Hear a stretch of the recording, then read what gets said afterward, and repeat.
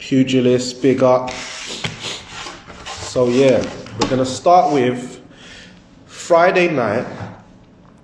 Whilst big up Travis J, I was with Craig Richards.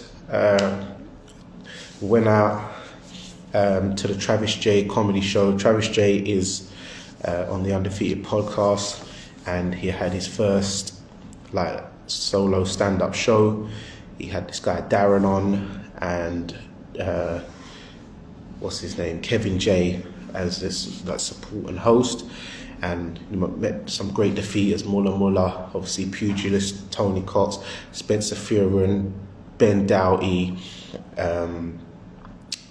a few other men, and it was all love. Great show. So while I was there, there was a Frank Warren show on, funny enough. So yeah, that was with David Adelaide and one of our young bucks from the ends called Aloys. I know him as Aloys. His name's Aloys Uwimbi, yeah? 18-year-old from the bits. Yeah, I'm at work today. Yeah. 18-year-old took the fight on 24 hours notice versus Poland's Michael Sosinski, who was 3-0 with 2 KOs. So he was put in the house corner. Aloys was put in the off the canvas was there. Big up Off the Canvas. Aloys was put in the away corner. It just looked a bit like a fix up. And the Michael Sosinski guy, he had like an extensive amateur background, and he'd boxed the likes of Chevon Clark from Team GB Olympic squad, and Matthias Mastanek, the former European cruiserweight champion who boxed even Tony Bellew. And now we're getting onto that pugilist. We're getting onto the young buck first, and then we'll talk about the main event. And that was a 4-rounder. Aloys got dropped in the first round with a jab. It was a great scrap, but it's not something you should be having on your debut, in my opinion.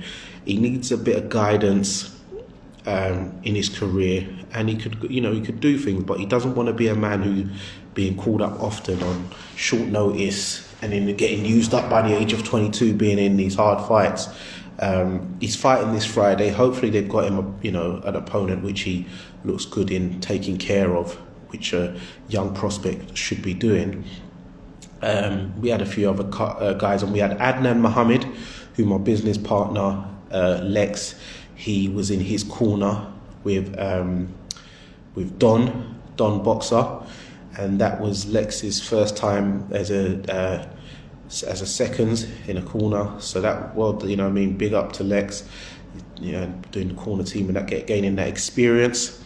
And then we had in the main event. That was Adnan Mohammed. He moved to 4-0. He fought Engel Gomez. Adnan Mohammed is from Somali descent, calls himself the Pirate. So yeah, good little moniker right there. And then, I see Ade 26. Yeah, you was there as well on a Friday. And then the main event, we had David Adelaide versus Dominic Muzzle. He was from Poland, and that was a 4th round retirement. He retired in his corner after the 4th. After the 4th, he got hit, and then he was in a crucifix position or starched out on the rope. David kind of allowed him and didn't tub him, because that could have been quite devastating, to be fair. Big up Nathan Wees, Crafty, come on, you know where it is. And then David, he looked good. He was using some pull counters, decent jab. Looked like he's improving.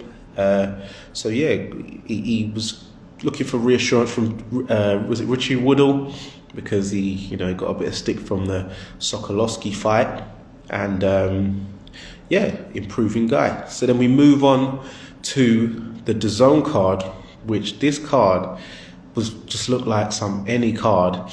And if you had an accumulator on this week, There's no way. I want to see who won. If you like, you got to do a real accumulator this week, by the way, a real one. Last week, sorry. If you had a real accumulator, the bookies won. There's no way you won on this unless you play some just silly stuff, silly fights. So we had already. We had Dom Hunt beat James Flint. Big up Jabir Singh, beat James Flint for the English title in the welterweight division, 98-93. Then we move on to Terri Harper versus Alycia Baumgardner. Now, Alycia Baumgardner, that's a spicy one. That's spicy, man. Yeah, she come over full of confidence. From the weigh-in, because I hadn't seen her fight before. It was kind of like that Jamie Mitchell thing. I hadn't seen her fight before, but she come over with enough confidence. So when the weigh-in happened, I see they did the face-to-face, and Terri Harper, when they did face-to-face, Alycia got in her face, and Terri Harper did this gulp like, ooh, you see when the spit and the Adam's apple go, and I thought, oh, you're shook. And then obviously Alycia must have clocked it. And it's like, yeah, and the new. And I thought, okay, I think this girl's gonna win. So then, pugilist Tony, you know that Alycia is one hot one. So yeah, then she's come into when she's done the announcement, the ring announcement now, she's, too sexy for this, too sexy for, I'm like, okay, Chief Keef, oh yeah, baby, oh yeah. So I'm like, all right, you're coming in. And the Terri Harper, another thing. These British women, why do they all look old? Like Terri Harper is meant to be 25 years old. Now, she looks like she's about 38, 39. It's kind of like that other girl, Shannon Courtney. They call her the baby-faced assassin. And there's nothing baby-faced about her, but we'll leave her alone. But Terri Harper looks very old for her age. She does not look like a 25-year-old. But anyway, let's get into the fight. Alycia come out with the too sexy thing. I thought, all right, so she just moved to Terri straight away, like just landing bombs, as she calls it, Monica's the bomb, innit? She's just landing bombs. She's hurt her in the second round. No, manners. She's hurt her in the second round, but she kept composure, using the JB, the jabs to the body and all that. And I'm like, okay, she's just dominating. Then the third round, more domination. Terri's not even getting into it. I'm just like, wow, this is kind of one-sided. Then the fourth rounds come. Even Tony Bellu's had like 3-0 already. Everyone must have had it 3-0. Then, as I'm writing my tweet, like I've gone on Twitter, Alycia Baumgardner, and I put like the star eyes, the star eyes, yeah. Obviously, giving the hot shots shout out, whatever.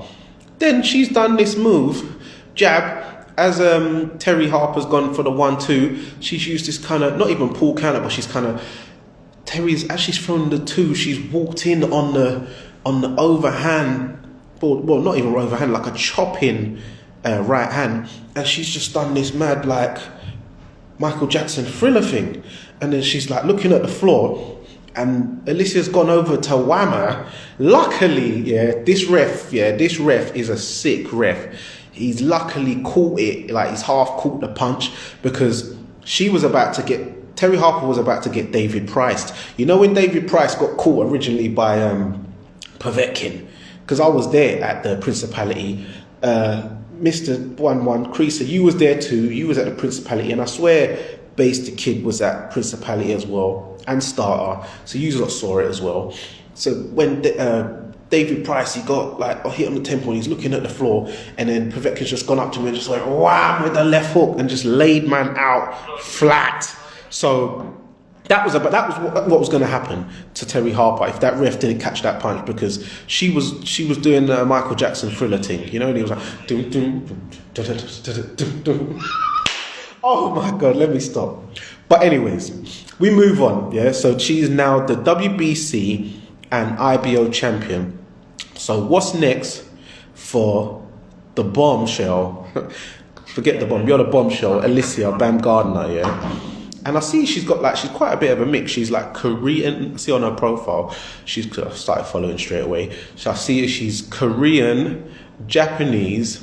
By the way, Korean, Japanese, German, and African American. But yeah, she's spicy, man. But who can she fight next?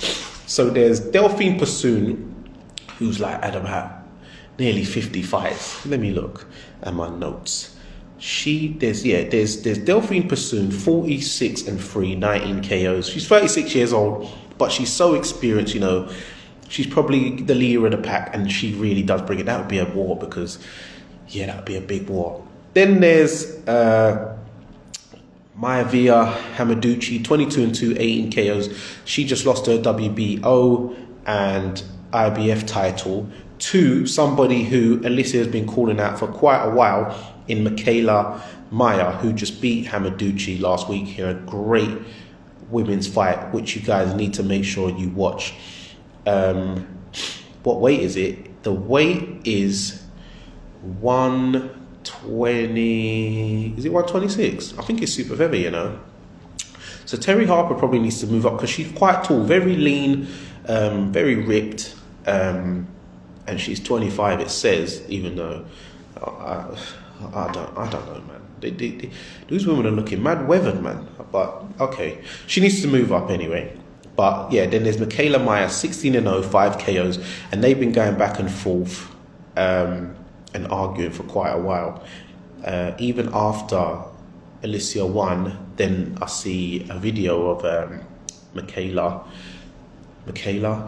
Maya doing some like so whatever. So that will be a good unification if it comes off, if Michaela takes a fight, because Alycia says Michaela's ducking her. She don't want to fight nobody. She's been calling her out for a while. I've seen video evidence and proof. Be right back. Gonna find her. Oh man, like creaser. Pugilist. Yep, she was knocked out standing. Yeah, it was deep, man. It was deep. Then we had Kid Galahad, where this was like a sure bet on my accumulator. This was meant to be quite straightforward, to be fair. And he buzzed Kiko Martinez like from even the first round. You know, I thought the movement and all that.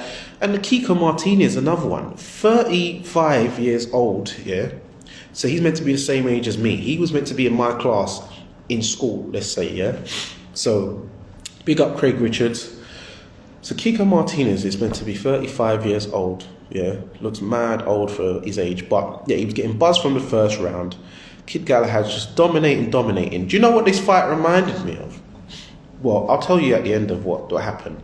So then it comes to the 5th round. Kid Galahad's just beating him up, piecing him up, cut him in the 3rd as well. So, and remember, Kiko, he lost to Zelfa Barrett, even though some people did think that he won it. But then at the end of the 5th, he just come overhand, right, bam, on the chin. Kid Galahad's gone down like a sack of spuds, a heap. Yes, not to mention Kid Galahad did fail the weight at the first attempt, so that's probably, he could have been struggling with that. So he's gone down heavy, he's got up at the end of the round, and he's a champion. Some people are saying, should the ref have stopped it? No, you can't stop the champion who was dominating all the rounds like previously. Come on, let's not be stupid, yeah? He was dominating, it was one-sided beatdown. So then he's had a minute to recover. I think, you know, Dom Ingles putting the water on the head, the ice on the back of the neck, all that type of stuff. So I thought he'd probably recovered, but he's just gone out, yeah.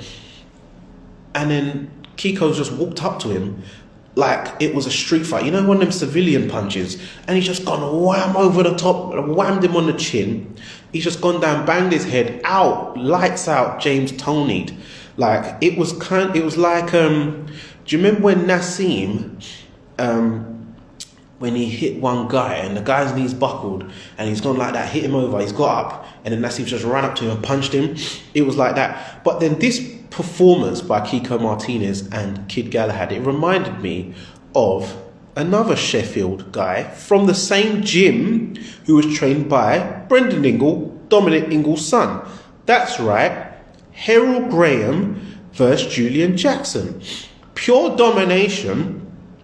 And then what? Gets caught with the big left hook, out like a light. No need for the count. That's what it reminded me of. And notice that Sheffield ain't really a good place for Sheffield fighters to be defending their title. Let's not forget, and Terri Harper's not from Sheffield, but she lost to an American, but let's not forget, and Americans seem to have quite good fortunes in Sheffield, because Errol Spence won his first world title in Sheffield versus Kell Brook. Then Alycia the Bomb Baumgardner won her first world title in Sheffield versus Terri Harper. And then obviously Kiko Martinez, who's big up Alois, I was talking about you just earlier, he just won his title. Now Kiko Martinez is 35, 43 wins, 10 losses and 30 KOs. So he's a puncher. He can punch. 30 KOs out of 43 wins, 10 losses. But that just shows you records are for DJs. Leon 9996, who's Alycia? Alycia Baumgardner, brother. You need to go look her up. You need to go follow. And you need, furthermore, you need to watch her fight. Let me put some respect. You need to go watch her fight. She fought Terri Harper on Saturday. I'm surprised you haven't seen that fight. It's been all over the internet, very viral. It was mad. But yeah, 43 and 10 losses. So it just shows you records are for DJs, because I remember when he won his European title back in, well, he lost to, what's his name? Randall Monroe. Do you remember Randall Monroe back in the day? Back in 2008, big up Hassim boxer. He lost that for the European title to him for the European title to what's his name? Let me get through the breakdown first, Hassim, and I'll get you on.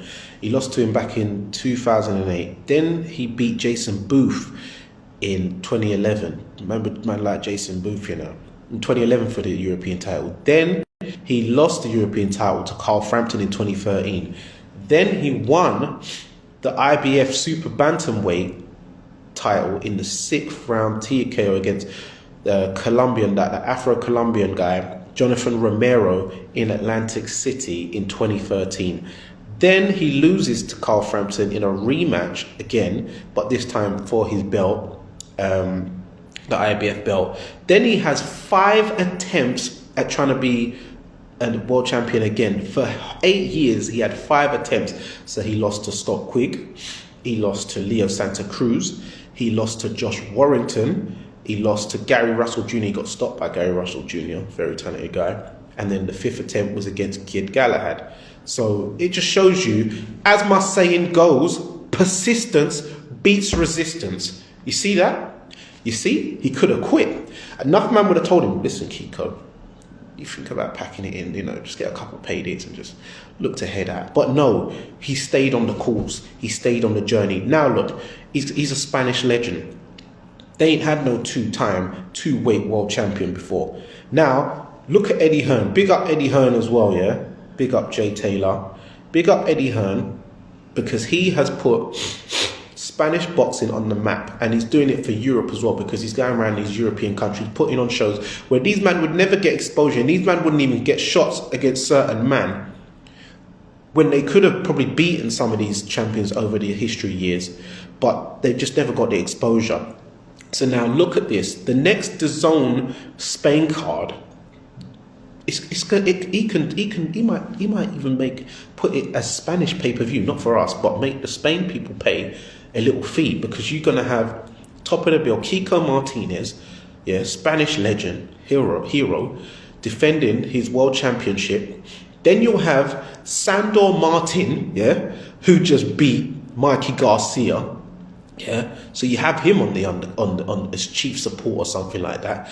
Then, or you can have either one main event, the other one chief support, either, whatever way you like it. Big up Dre Waters, big up your brother Shakan Pitters on the weekend Saturday. 8th round TKO, won the WBC International Light Heavyweight title.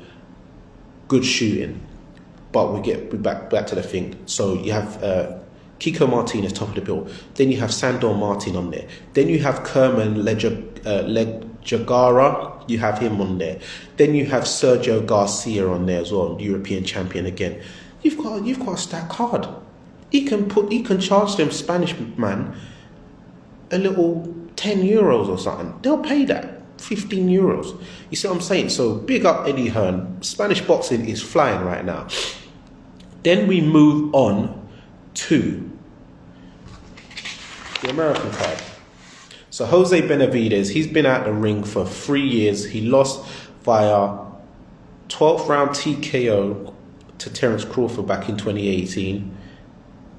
Big up RKO. Oh, Namdi, come on, big up. And he was fighting Francisco Torres for 3 years out. That's a tough fight, but I guess he had a lot of confidence. His dad, Jose Benavidez Sr., had confidence, and that resulted in a draw ultimately. But let's just get on to my boy, yeah, my little nephew. Let's go into my boy, David Benavidez, El Bandero Roja, yeah. What's up? Yep, just here doing the live. El Bandero Roja, David Benavidez fighting Kyrone Davis. Now, Kyrone Davis coming at 3 weeks' notice because Jose Uzcategui got busted for roids, peds, roids, whatever you want to call it, because he knew what was going to happen. He was going to get bruck up. Yeah, he knew what was coming to him. He was going to get stopped for the first time. So David Benavidez, he's got the replacement guy, Kyrone Davis, who last time out got a draw with Anthony Durrell, who we saw just the other week get some big boy knockout, which they're putting in, you know, the top 10 knockouts of the year with that uppercut. So he got a draw with him, which many thought he won, but obviously he was B-side, so it is where it is. So anyway, so Kyrone Davis coming. So round one, you know, David Benavidez, he's starting a bit slower than usual, you know, just working him out, figuring him out, whatever. Kyrone Davis is doing a lot of pushing and stuff, and he's really fighting his heart out. Then David Benavidez turns it up on him in the fourth, letting the hands go, lamping him, body shots, this, that, and the other. Then the coach, Kyrone Davis, so he's gone back to the corner. The coach has gone, was it as weird as it might seem? I think he just shot his load. I was thinking, are you mad? Do you not know the engine on this brother? Like, but I was thinking, all right, you say what you're saying. Like, I think he's just shot his load or whatever. So he's come out for the fifth. Benavidez is just letting him have it, just punching him up. Bare big shots. Like, Kyron's got a mad chin. Pugilist says, Kyrone looks so small. He did, because they've got David, because Kyron's 5'11", yeah? They've got David Benavidez at 6 foot on BoxRec, but he's not 6 foot. He's like 6'3", because if you watch, remember, Anthony Durrell is 6'2". Look at him standing in front of and in the ring with Anthony Durrell when they fight, and all the head-to-heads. And he's taller than Anthony Durrell. Then even when he's stood in front of Caleb Plant before, where they squared up and had little conversations or whatever, Caleb Plant is 6'2" as well. And David's taller than him as well. So David's like 6'3". There's a few men who have not got the right listings on BoxRec, who we know. Pugilist, we spoke about this just on Friday night. So yeah, so he's beating him up. End of the fifth, he's like, oh, I'm not gonna let you keep taking these shots. I know you're playing possum, but you're taking too many shots. End of the sixth, it's going to the sixth round, he's just getting lit up, just getting pummeled. He's getting hurt, he's getting winded, the body shots are going in, the mad speed combinations are coming in. Then he's like, and then Kyron's using, you know, throwing in a few low blows and whatnot. So then, the end of the sixth now, the coach is like, I'm going to give you one more round. Can you give me one more? And the ref's come over and gone, it's a close fight. You know, just keep your punches up. It's a close fight. So I'm like, this ref is giving this fighter more encouragement. Then his own coach is like, you can see because even when Kyron's in the corner, he's like he's acting, you know, moving dejected and stuff, because the coach ain't really spurring him on or inspiring him. He's like, oh, okay, if you can't hurt him this round, call it or whatever. So anyways, come out for the 7th. Benavidez just punching him up, giving him just mad big bombs. So the coach has thrown the towel in. So it is what it is. Big up the Don K9. So yeah, what's next for David? Well, we obviously want to see him against Canelo.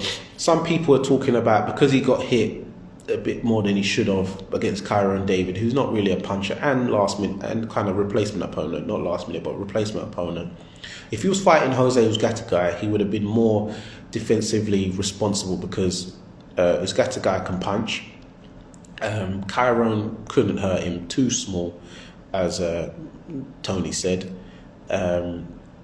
So yeah, and if he's fighting Canelo, he's definitely going to have to be more responsible. But what it is, I see David Benavidez beating Canelo on points. The reason being is because no one's actually stuck it on Canelo since Triple G. Everyone else, even all these big guys he's fought from 168 to 175, have all been moving bammy, moving shook, moving scared. All right, Kovalev moving tentative, using this jab. There was no crusher mentality going on when he fought Canelo. Callum Smith on the retreat, tucking up, trying to do this dead catch counter, which was not working all night.